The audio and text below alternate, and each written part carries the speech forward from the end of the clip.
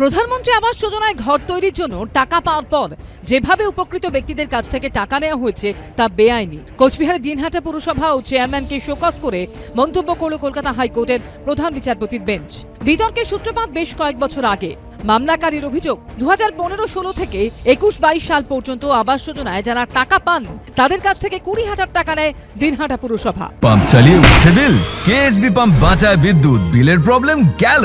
বিদ্যুৎ সাশ্রয়কারী জার্মান টেকনোলজিতে তৈরি কেএসবি পাম্প। পয়সা বাঁচাও, টেনশন ভাগাও।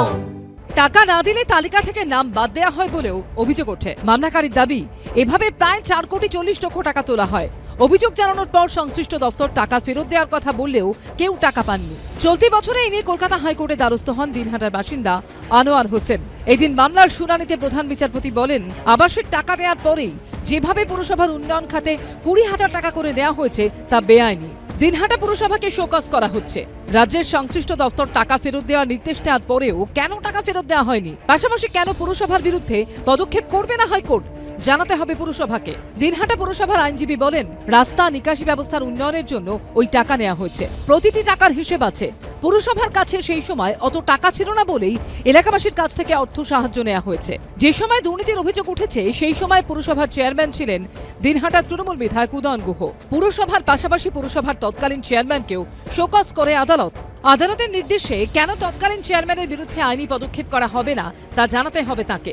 এ বিষয়ে দিনহাটার তৃণমূল বিধায়ক ও উত্তরবঙ্গ উন্নয়ন মন্ত্রী উদয়ন গুহ জানিয়েছেন, বিষয়টি বিচারাধীন, এই নিয়ে কোনো মন্তব্য করব না, যা বলার আদালতে বলবো। কোনো অফিসিয়াল নোটিশ এখনো আমরা পর্যন্ত কোর্ট থেকে কোনো কিছু পাইনি।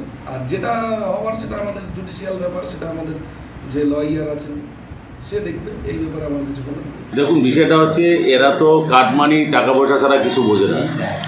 এরা যে কোনো কাজের বিষয়ে যে কোনো ব্যাপারে শুধু টাকা টাকা, ওদের টাকা চাই। উত্তরবঙ্গ উন্নয়ন মন্ত্রী তিনি সেই সময় চেয়ারম্যান ছিলেন এবং টাকাটা তিনি করেছেন।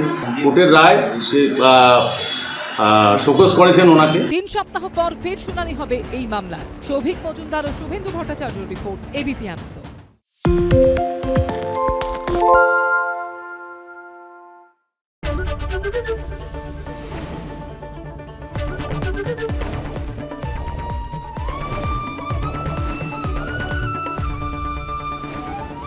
এবিপি আনন্দ, এগিয়ে থাকে, এগিয়ে রাখে।